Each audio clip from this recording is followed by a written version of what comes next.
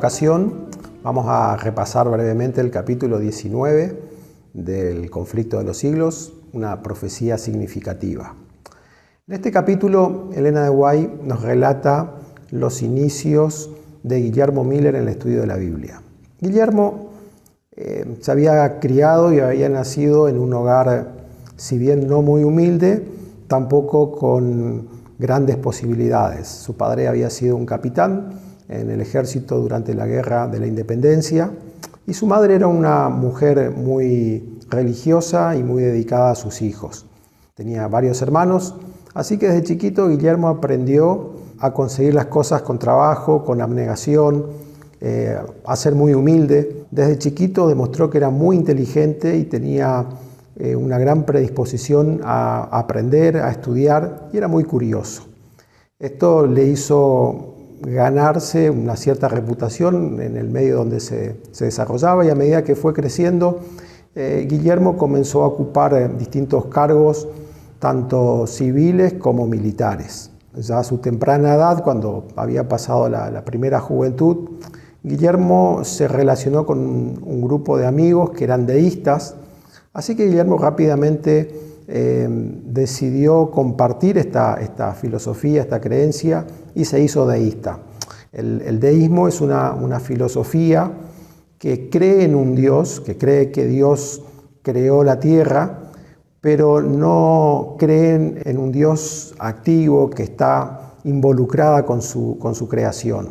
Así que los deístas dicen que la manera de encontrar a Dios o de ver a Dios es a través del razonamiento, a través de la lógica y nunca a través de la manifestación extraordinaria de Dios. Así que los deístas no aceptan la Biblia, no creen en religiones, no creen en milagros, es decir, no creen que Dios se esté manifestando o revelando a la humanidad. Guillermo creía firmemente en esto y junto con sus amigos habían desarrollado argumentos muy fuertes para discutir y ridiculizar a los cristianos cuando querían conversar sobre estos temas.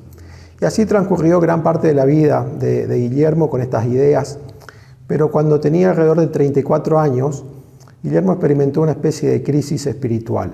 Se dio cuenta que tenía un vacío, que sus creencias no llenaban ese vacío, y comenzó a buscar algo que pudiese llenar ese vacío que tenía. Entendió que necesitaba una fuente externa, no interna, para poder solucionar esta crisis que tenía.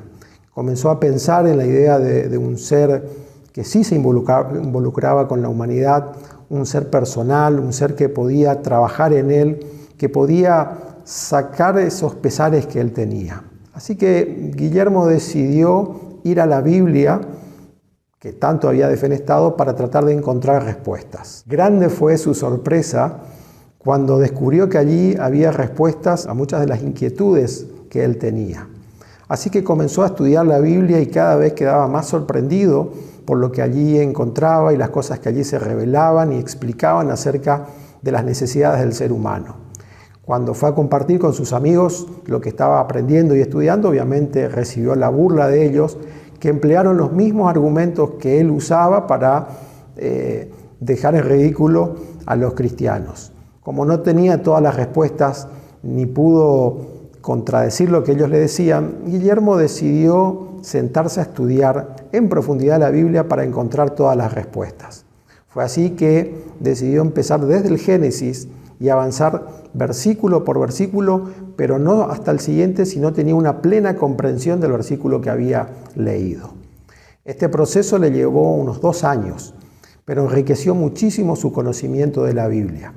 Se dio cuenta que la Biblia se explicaba a sí misma, que no necesitaba una fuente externa para poder entender la Biblia, sino que a través de distintos versículos, distintos libros que se iban relacionando uno con otro, podía encontrar las respuestas a cada versículo.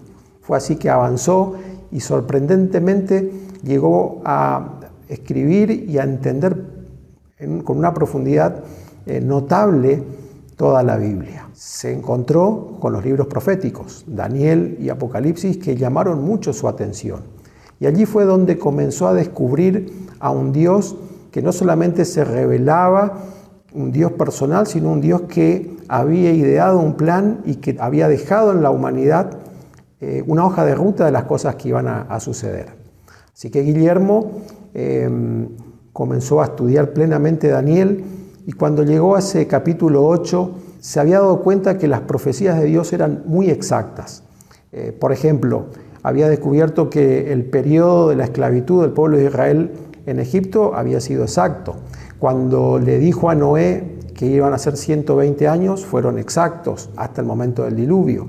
Y así fue descubriendo que las profecías se iban cumpliendo de manera exacta. Por lo tanto, cuando llegó a Daniel 8:14 y leyó ese versículo, hasta 2300 tardes y mañanas, luego el santuario será purificado, él se dio cuenta que era una profecía de tiempo y que si las demás se habían cumplido, esta también tendría un cumplimiento.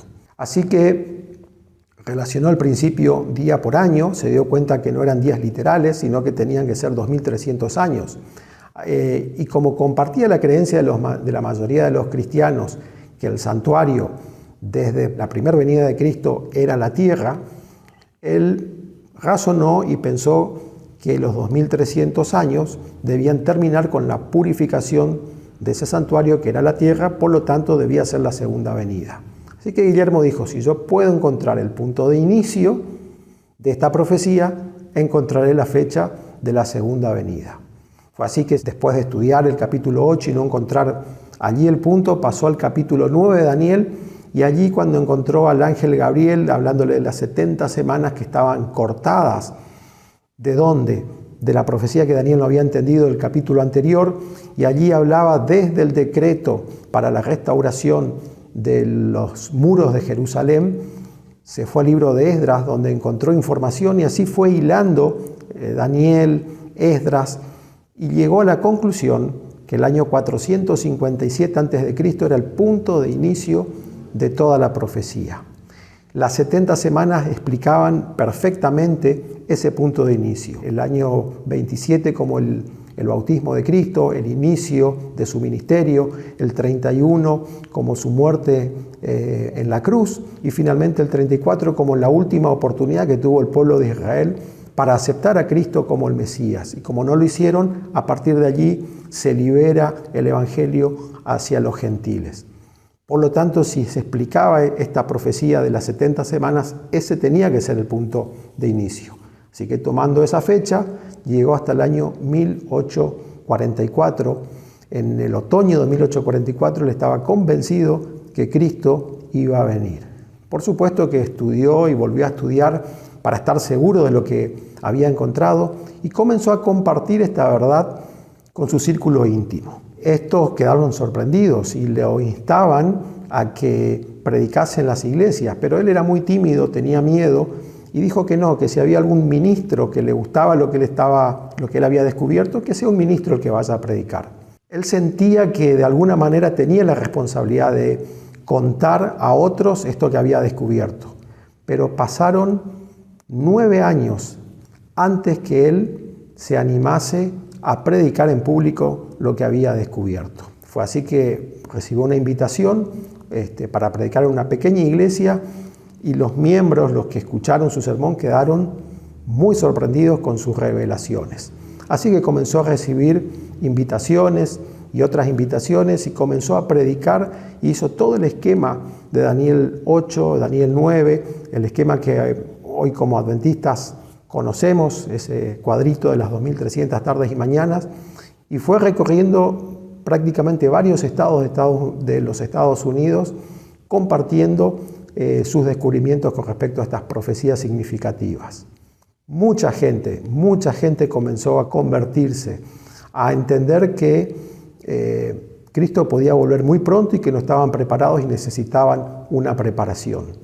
2 hechos que pasaron en ese tiempo llamaron la atención de prácticamente el mundo entero y dieron mucha fuerza a la predicación de Guillermo Miller. La primera fue la lluvia de estrellas en el año 1833, esa lluvia impresionante, esa caída de estrellas que llamó la atención de todo Estados Unidos como un cumplimiento de la profecía previa a la segunda venida de Cristo. En el año 1840, la caída del Imperio Otomano, que había sido predicha 2 años antes por Josías Litch, quien tomando la profecía bíblica predijo que el Imperio Otomano iba a caer, Y esto realmente llamó la atención de todo el mundo cristiano, como que se estaban cumpliendo las profecías. Por lo tanto, era creíble lo que Guillermo Miller estaba predicando. Si bien mucha gente comenzó a sentir la necesidad de entregar su vida a Cristo, de prepararse para la segunda venida, los ministros de distintas iglesias comenzaron a sentir celos por el éxito que estaba teniendo Guillermo Miller. Así que comenzaron a combatir sus ideas, comenzaron a decir que el libro de Daniel y el libro de Apocalipsis eran libros que no eran entendibles, que no podíamos comprender, que no eran ciertas las conclusiones a las que estaba llegando Guillermo. Guillermo siguió demostrando con la Biblia las conclusiones que él había llegado, y él pedía que le refuten con la Biblia y solo con la Biblia. Como los ministros no podían hacer esto, comenzaron a usar una táctica de insultarlo, amenazarlo, ridiculizarlo, tratando de que la gente no vaya en pos de Guillermo Miller. Esto no funcionó, así que Satanás intentó en varias ocasiones también matarlo a Guillermo, utilizando distintos hombres que trataron de herirlo y herirlo de muerte. Pero Dios había, en su amor y en su misericordia, dado ángeles poderosos que cuidasen a Guillermo durante su ministerio. Así que tampoco Satanás tuvo éxito en esto. Finalmente, instado por el enemigo, los ministros de distintas iglesias comenzaron a amenazar a sus miembros que si seguían las enseñanzas de Guillermo Miller iban a recibir medidas disciplinarias. Ni esto logró frenar el impulso que había tomado los sermones de Guillermo Miller con respecto a la segunda venida. Mucha gente seguía creyendo y aceptando la verdad de la segunda venida en 1844, y por más que eran amenazados y desglosados de su iglesia, cada vez más gente participaba de este movimiento que esperaba el segundo advenimiento de Cristo. Guillermo Miller tuvo momentos difíciles, sufrió persecuciones, sufrió el ataque del mundo cristiano, no del mundo ateo, del mundo que no creía. Eran los propios medios cristianos quienes atacaban sus enseñanzas, quienes trataban de atacar su integridad. Pero Guillermo oraba mucho, era un hombre de mucha oración, dedicaba mucho tiempo a estudiar la Biblia y conseguía y obtenía la paz que la Biblia prometía que Dios le podía dar. Continuó enseñando, continuó predicando todo el tiempo hasta que llegó el año 1844, cuando le decían que no era posible explicar lo que él decía a través de la Biblia. Él finalmente, y quiero terminar con este versículo que él utilizaba, que era Apocalipsis capítulo 1, versículo 1 al 3, donde dice: bienaventurado el que lee y los que oyen las palabras de esta profecía y las guardan, porque el tiempo está cerca. Quiero invitarlos a que lean el capítulo entero del conflicto de los siglos, porque la verdad que la historia del comienzo de Guillermo Miller es muy linda, es muy fuerte y es muy inspiradora.